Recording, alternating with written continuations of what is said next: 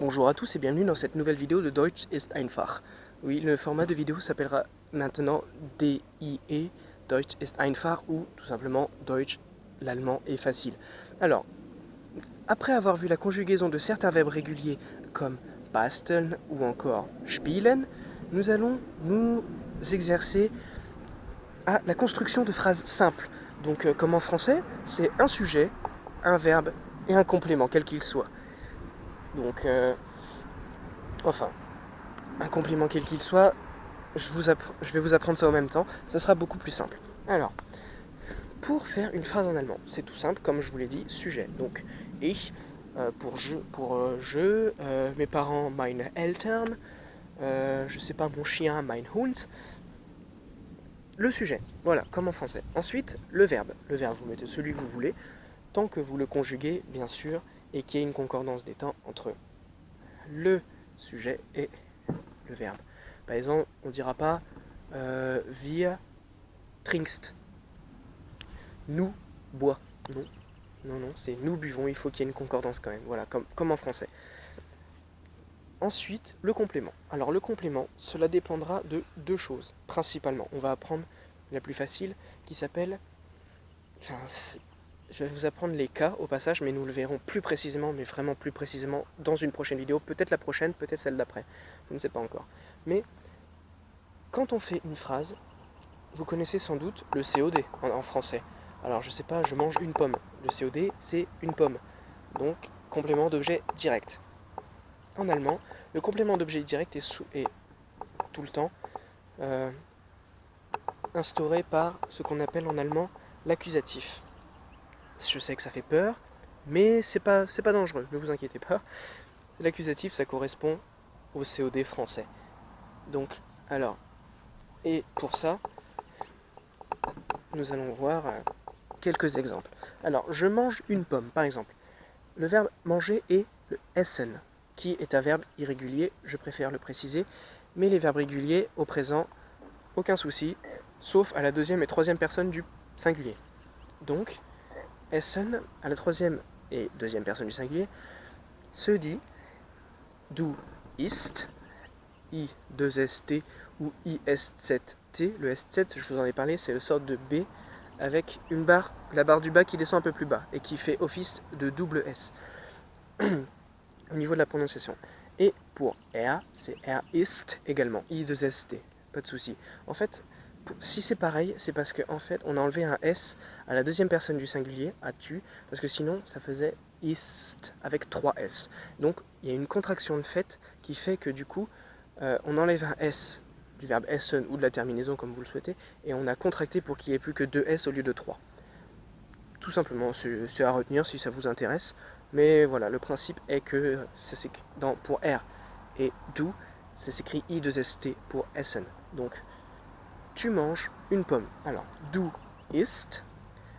Là, pour une pomme, la pomme c'est der Apfel. Donc, der, en allemand, c'est du masculin, das, c'est du neutre, et die, c'est soit du féminin, soit du pluriel. Mais la différence se fera avec un changement, soit en à la fin du mot, soit un e, soit plusieurs petits détails qui montreront que c'est un pluriel au lieu d'un singulier pour die.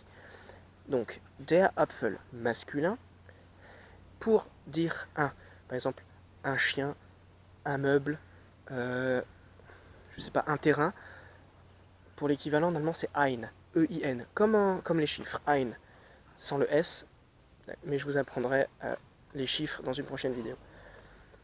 Alors, ein, ok, mais à l'accusatif, c'est le seul qui changera. Parce que, enfin, pour le datif, on gardera ein, pas de souci. Pour le féminin, ce sera eine, avec un E à la fin, pour la marque du féminin. Et en allemand, pour le masculin accusatif, ça se terminera par en, einen, mais seulement quand il y a un objet à l'accusatif. Donc une pomme, du coup cela donnera tu manges une pomme, du isst einen Apfel.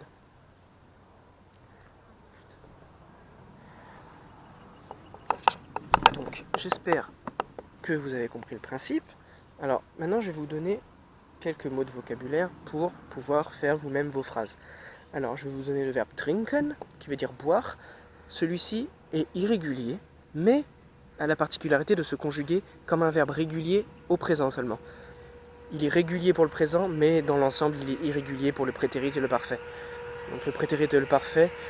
Le prétérit correspond au passé simple, et le parfait correspond à l'imparfait et au passé composé français. Donc, le verbe trinken, qui veut dire boire, le verbe laufen, qui veut dire courir ou marcher, mais laufen, c'est comme essen. Deuxième et troisième personne du singulier, il y a un problème. Le A devient E, donc un A avec un umlaut, donc un tréma. Il sera suivi d'un U. En gros, laufen, ça s'écrit L-A-U-F-E-N. L-A-U-F-E-N. Mais on a juste à rajouter un tréma sur la deuxième et troisième personne du singulier sur le A. Donc ça fera du läufst, parce que le A tréma plus un U, ça donne le son oi. Du läufst, läuft. Après c'est wir laufen, ihr lauft, sie laufen. Aucun souci pour ça. Donc le verbe laufen, qui veut dire marcher ou courir. Alors maintenant, vous avez der Apfel, la pomme. Vous avez das Wasser, l'eau. Vous avez die Blume, la fleur. Vous avez, je sais pas, der Ball, le ballon. Das Haus, la maison. Die Treppe, les marches d'escalier. Et bon, ça c'est plus spécifique, on va dire. Die Mutter, la mère. Der Vater, le père. Der Bruder, le frère. Die Tochter, la sœur. Et je pense qu'on va s'arrêter là au niveau du vocabulaire. Du moins pour les noms communs. Pour les verbes après, essen, trinken, laufen, leben, vivre. Ich lebe, du lebst. Lieben, faire attention, leben et lieben. Lieben, c'est aimer. Aimer d'amour, par exemple. Ich liebe dich, je t'aime. Et ich lebe dich, je te vis, non, ça ne marche pas. Sauf si vous voulez faire un peu de poésie, mais bon. Nous nous entraînerons sur ce sujet d'ici une bonne centaine de vidéos, je pense. Donc voilà. Alors j'espère que cette toute petite vidéo vous a plu. Certes, elle paraissait sans doute moins structurée que les précédentes, mais c'est parce que j'essaie vraiment de faire quelque chose de régulier au niveau des sorties de vidéos, et j'ai peur de ne pas pouvoir tenir le rythme si je veux tout vraiment structurer, sachant que j'ai mes études à préparer, parce que oui, je suis en licence d'allemand du coup, c'est pour ça que d'un côté je vous enseigne un peu ce que je sais, mais je ne sais pas tout. Donc faites-moi confiance quand même, ne vous inquiétez pas, je révise mes cours tout le temps. Je sais ce que je dis et s'il y a une erreur, ça n'apparaîtra pas dans la vidéo. Ou alors je la corrigerai aussitôt après. Ensuite, j'ai mes études à préparer, j'ai trouvé un travail. Donc forcément, c'est un peu plus difficile pour moi de bien structurer comme je le souhaiterais les vidéos. Quand j'aurai un peu plus de temps, mes vidéos seront vraiment nettement plus structurées, beaucoup plus belles, parce que je tiens à vous présenter mes excuses pour le décor de la précédente vidéo avec le matelas absolument moisi derrière. Enfin, il n'est pas moisi, mais bon, ça fait pas super sur un décor. Parce que c'était simplement mon grenier. C'était le seul endroit potable où je pouvais filmer. Là, j'ai trouvé quelque chose de plus idyllique.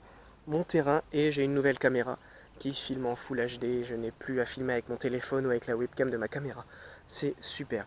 Donc voilà, n'hésitez pas à vous abonner, à me poser des questions sur ce que vous voulez apprendre. Franchement, ça serait super. Si vous avez des sujets sur lesquels vous n'êtes pas à l'aise en allemand, je ferai une vidéo dessus, il n'y a pas de souci. Au contraire, je suis là pour vous aider avant tout. Donc, je vous souhaite une excellente journée. Abonnez-vous, mettez un petit pouce bleu si ça vous a plu et n'hésitez pas à partager la vidéo. Partager se dit teilen. Voilà. Teilen. Und ich wünsche euch einen schönen Tag. Je vous souhaite une excellente journée. Tschüss.